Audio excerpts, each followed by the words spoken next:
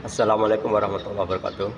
Sahabat, tahukah Anda bahwa ketika Rasulullah Shallallahu Alaihi Wasallam menerima risalah kenabian,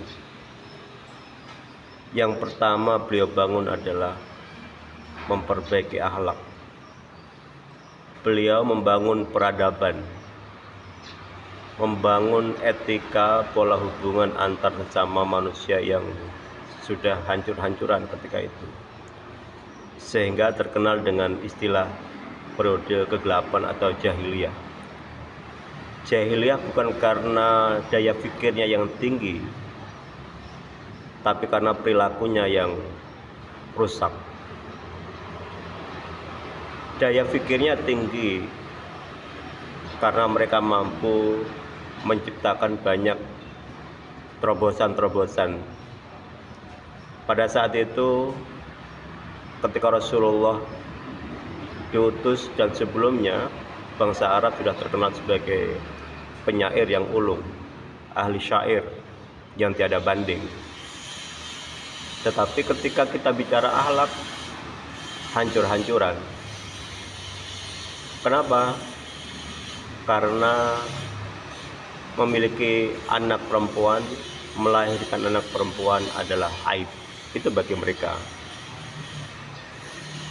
Istri orang tuanya yang telah meninggal bisa diwariskan dan dinikah kembali.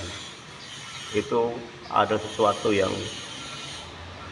besar perjuangan Kanjeng Rasul di awal-awal. Sehingga misi tauhidiyah inilah yang menjadi tujuan utama ketika awal-awal periode kenabian.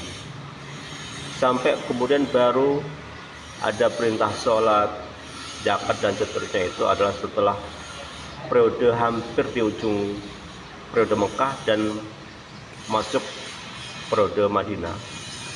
Kita mengetahui bersama bahwa perintah sholat sebagai syariat yang diajarkan, diperintahkan oleh agama kita adalah ketika periode meninggalnya istri beliau tercinta, yaitu Sayyidatina Khadijah.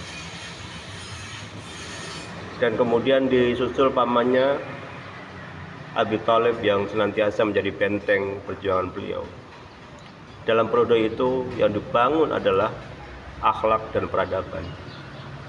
Sehingga sampai kini pun termasuk salah satu perjuangan ahli waris beliau, para ulama, adalah bagaimana membangun akhlak bangsa, akhlak umat. Sehingga kita mengenal dengan istilah al-adabu fawqal ilmi. Orang boleh saja memiliki ilmu yang tinggi, tapi kalau tidak disertai dengan akhlak yang bagus, akhlak yang paripurna, maka ilmunya bisa menjadi racun bagi umat. Kita mengenal hari ini yang sangat fenomenal, lagi viral, adalah film dari negara jiran kita, film bid'ah yang terkenal dengan Walid.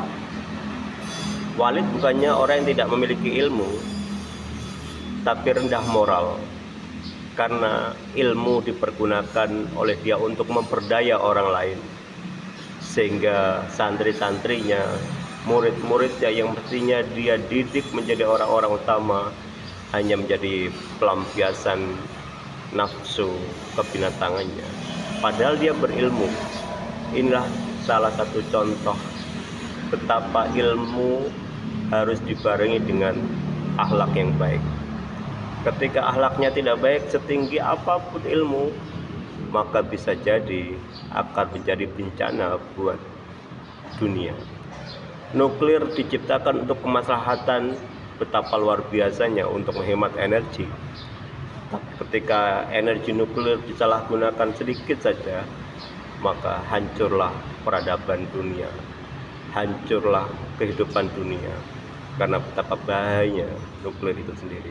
Demikian sahabat, mari kita renungkan, setinggi apapun ilmu kita, tapi tidak disertai dengan akhlak yang baik, budi pekerti yang baik, adab yang baik, etika yang baik, maka bisa jadi kemanfaatannya tidak akan terasa bagi perkembangan umat manusia. Demikian, wassalamualaikum warahmatullahi wabarakatuh.